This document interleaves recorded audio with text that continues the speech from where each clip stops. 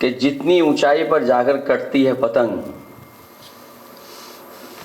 उतना ही बड़ा होता है उसका पतन। अपने फायदे के लिए भाजपा ने जनता पर बेताशा महंगाई थोप दी। 35 सालों की सबसे बड़ी बेरोजगारी में देश को धकेला।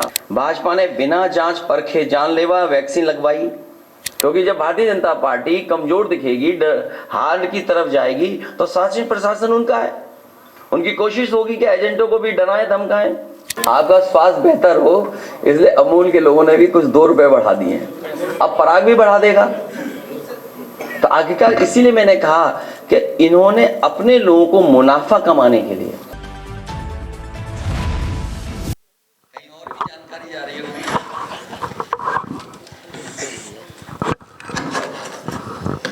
मैं अपने प्रेस के साथियों का धन्यवाद देना चाहता हूं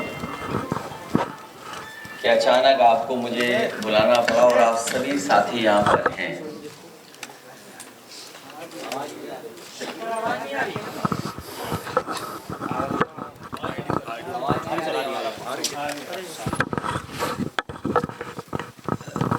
मैं प्रेस के साथियों का धन्यवाद देता हूं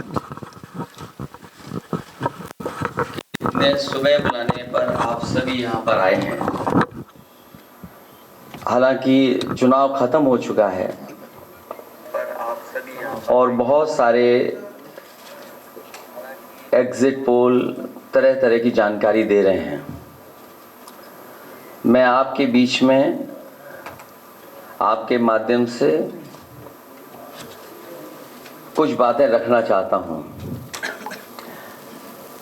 मैं शुरुआत करता हूं कि जितनी ऊंचाई पर जाकर कटती है पतंग, उतना ही बड़ा होता है उसका पतन। भाजपा कई दोषों के लिए जिम्मेदार है। सामाजिक रूप से भाजपा ने देश में सौहार्द बिगाड़ा, भाईचारा खत्म किया, जाति के खिलाफ जाति, संप्रदाय के खिलाफ संप्रदाय लड़वाया, संविधान द्वारा दिए गए आरक्षण को साजिशन खत्म करने के लिए बेरोजगारों से छल किया, पेपर लीक कराए, देश के लिए आगे बढ़कर लड़ने वालों की बहन बेटियों के लिए जानबूझकर अपने मंत्रियों से अपशब्द कहलवाए, महिलाओं के प्रति अपराध बढ़ाए, मणिपुर हाथरस महिला पहलवान, पिछड़े दलित अल्पसंख्यक व आदिवासियों पर अत्याचार और सबसे खराब व्यवहार किए जाने के लिए रिकॉर्ड बना। आर्थिक रूप से इलेक्टोरल बॉन्ड का ऐतिहासिक भ्रष्टाचार किया। इलेक्टोरल बॉन्ड के माध्यम से पैसा कमाने के लिए मुनाफाखोरी को बढ़ावा दिया, जिसने महंगाई को बढ़ाया। अपने फायदे के लिए भाजपा ने जनता पर बेताशा महंगाई थोप दी। नोटबंदी से व्यापार कारोबार चौपट कर दिया। भ्रष्ट जीएसटी से छोटे दुकानदार तक को मंदी का शिकार बना दिया।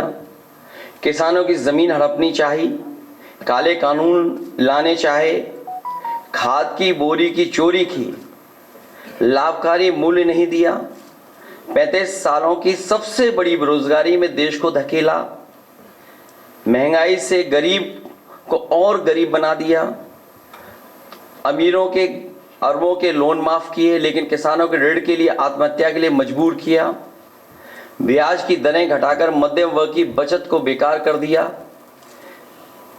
बैंकों में तरह तरह के चार्ज और पेनल्टी से लोगों के खाते दीमक की तरह अंदर ही अंदर खा गए, बैंक लॉकरों के नाम पर जिम्मेदारी से पल्ला झाड़ लिया, नैतिक रूप से चंदे तक का पैसा खा गए, केयर फंड के नाम के आगे पीएम के नाम का इस्तेमाल करके बाद में हिसाब देने से मना कर दिया, अपराधियों को शामिल करने, उनके कृत्यों पर पर्दा डालना, जैसे मणिपुर में अपने संगी साथियों द्वारा बेटी के साथ मानवीय व्यवहार में, बीएचयू छात्र अभद्रता कांड में, खीरी किसान हत्याकांड में, हाथरस की बेटी के बलात्कार हत्या व कानपुर देहात कांड में जहां मां बेटी को झोपड़ी में जिंदा जलाकर मार डाला।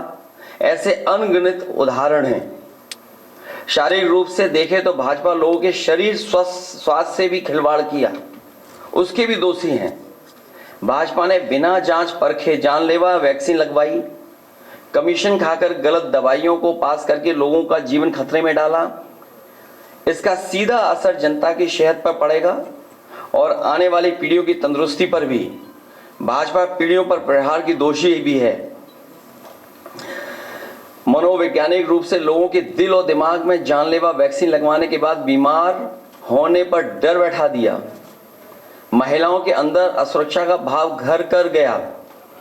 युवा अनएम्प्लॉयमेंट या अंडर एम्प्लॉयमेंट से डिप्रेशन का शिकार हुआ।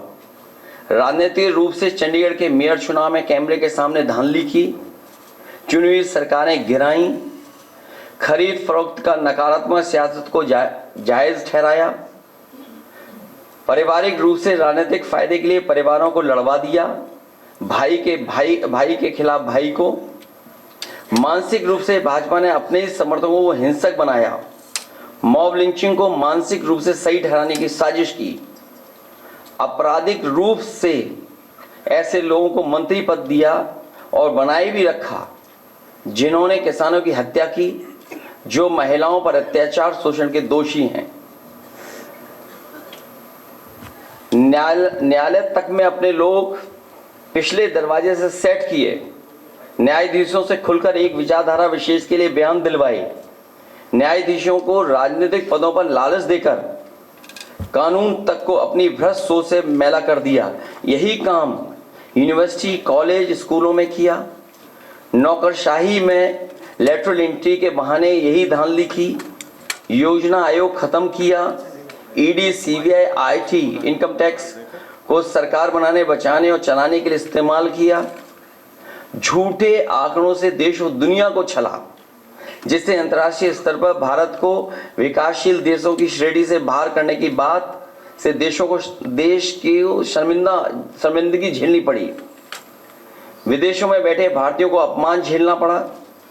दुनिया में डंका बजाने की बात करने वालों का ही ढोल पिट गया। विकास व रोजगार के झूठे आंकड़े देकर ठगा। संवैधानिक रूप से संविधान को पहले कमजोर करने पर बदलकर धीरे धीरे खत्म करने की साजिश ही नहीं, अपने लोगों से शरेआम कहलवाया भी। लोकतांत्रिक रूप से जनतंत्र को मनतंत्र में बदलने का दुस्साहस किया। व्यक्ति को व्यवस्था से बड़ा बनाने और बताने का दुष्प्रचार कर लोकतंत्र की भावना का अपमान किया। चुनाव के नतीजों को कुछ भ्रष्ट मीडिया कर्मी और अधिकारियों की मिलीभगत से बदला भी और आगे भी इस चुनावी घपले को जारी रखने का षड्यंत्र रचा। भाजपा ने इन्हीं सब कारणों से देशवासियों की जिंदगी को खतरे में डाल दिया है। साथ ही भाजपा ने अग्निवीर जैसी अल्पकालिक भर्ती, जो देश की सुरक्षा व सीमाओं से समझौता करके देश को खतरे में डाल दिया है। भाजपा का झूठा राष्ट्रवाद, चीन की घुसपैठ से रजांगला मेमोरियल जैसे शहीदों के बलिदान का स्मारक तक नहीं बचा पाए। भाजपा की भ्रष्ट नीतियां बीते कल के लिए नहीं बल्कि भविष्य में भी देश की रक्षा के लिए असमर्थ व अक्षम है। इसलिए जनता इस बार गांधी जी को याद करते हुए करो या मरो की तरह आंदोलित हो गई है और अपने देश के भविष्य बचाने के लिए नया स्वतंत्रता आंदोलन लड़ने के लिए तैयार बैठी है। जनता स्वतंत्रता सेनानियों की तरह बलिदान करने के लिए तैयार है, क्योंकि भाजपा काल में उसका जीवन तो वैसे ही दूभर हो गया है। जनता की सकारात्मक सक्रियता से देश नकारात्मक ताकतों से आजाद होने जा रहा है। देश प्रेमी 140 करोड़ जनता की शक्ति के आगे भ्रष्ट और संकीर्ण सोच के चंद देश विरोधी लोग टिक नहीं सकते। देश का युवा फिर से कफन सर पर बांधकर कह रहा है, मेरा रंग दे बसंती चोला। मैं कहना चाहता हूं, इंडिया की जीत देश और देश की जनता की जीत साबित होगी। जय हिंद। आप सबका बहुत बहुत धन्यवाद।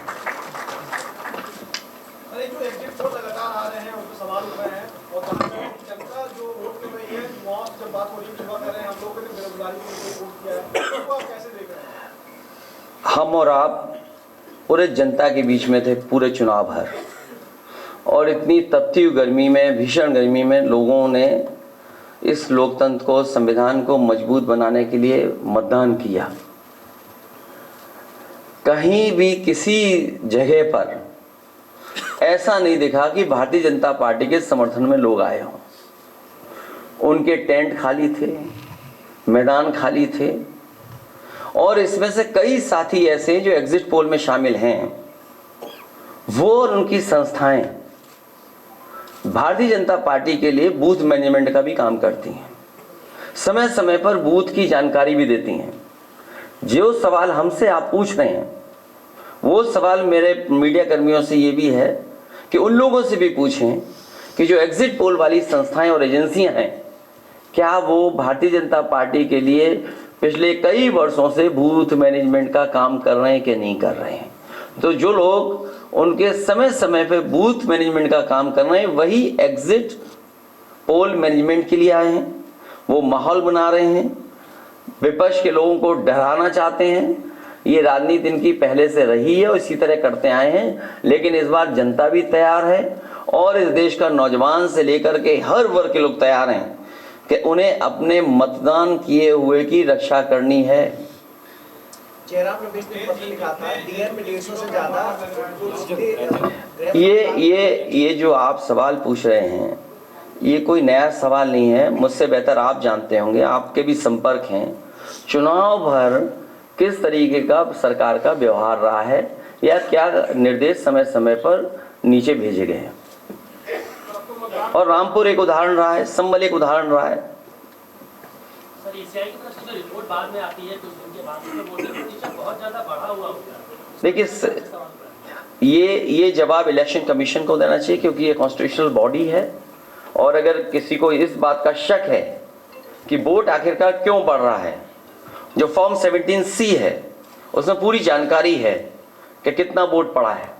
मुझे उम्मीद है कि इलेक्शन कमीशन तमाम नियमों का पालन करेगा और एजेंट से लेकर के जो जानकारी है वो भी सही देंगे। एजेंट जो मौके पर रहेंगे उनको भी सुरक्षा का इंतजाम इलेक्शन कमीशन करेगा, क्योंकि जब भारतीय जनता पार्टी कमजोर दिखेगी, हार की तरफ जाएगी, तो शासन प्रशासन उनका है, उनकी कोशिश होगी कि एजेंटों को भी डराएं धमकाएं।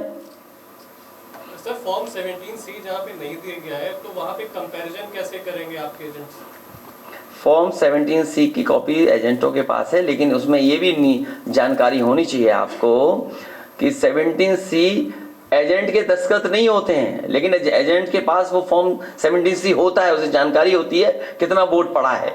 ये हमारी पार्टी के कार्यालय में हमारे पास पूरे हैं, क्योंकि हमें पता था कि बीजेपी किसी भी साजिश षड्यंत्र में शामिल हो सकती है, इसलिए जानकारी पूरी हम लोगों ने डे 1 से रखी है।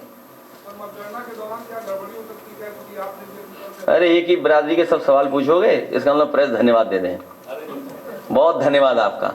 जरूरत पड़ी इन लोगों की आपको, तो आपको अच्छे संबंध है उनसे, कहीं ऐसा तो नहीं अगर वो आप उनसे कहें कि आप हमारे साथ जुड़िए, कुछ सीटें कम पड़ती हैं तो प्राइम मिनिस्टरशिप के लिए आपको चेहरा बनाने की बात कर। अच्छा ये बताओ, यहाँ बैठ करके मना कौन करेगा, ये बताओ। बात सही है, बिल्कुल बात सही है। ये होने दो, अब जो होगा वो अच्छा ही होगा। आप प्राइम मिनिस्टर बने और आप वहाँ पे इंटरव्यू लें, आपका प्राइम मिनिस्टर हाउस, सबसे पहले आपको इन्वाइट किया जाएगा। बहुत बहुत शुक्रिया। चुनाव खत्म हो गया है और NHI के जो बढ़ोतरी है 5% की बढ़ा दी। ये क्यों बता दे, आपके स्वास्थ्य बेहतर हो इसके लिए अमूल ने भी अपने दूध की कीमत बढ़ा दी है।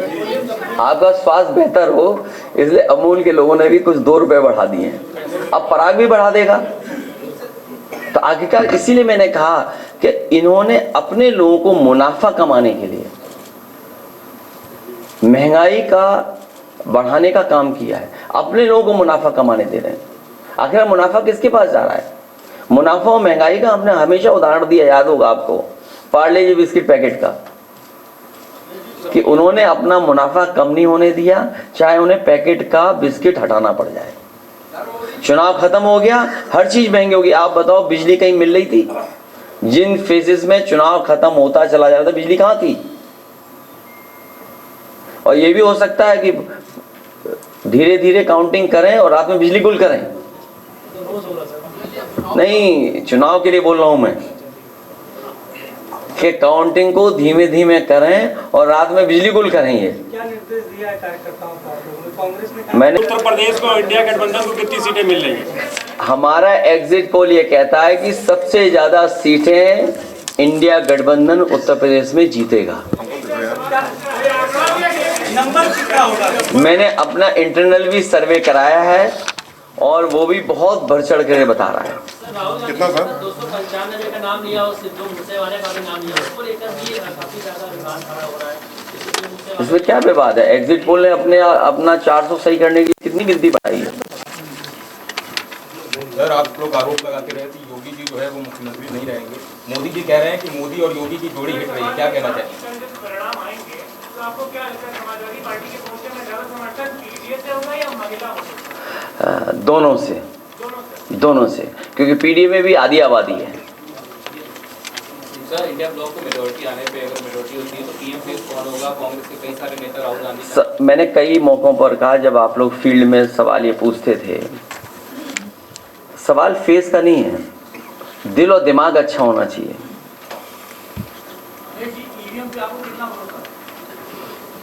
कौन पूछ रहा है भाई? अपना परिचय दे दो, कहाँ छिप करके पूछ रहे हो? ये चुनाव बाद बात करेंगे हम लोग, अभी कोई चर्चा नहीं। देश विदेश की ताज़ा खबर पाने के लिए हमारे चैनल NTV निष्पक्ष को सब्सक्राइब करें व बेल आइकन दबाना ना भूलें।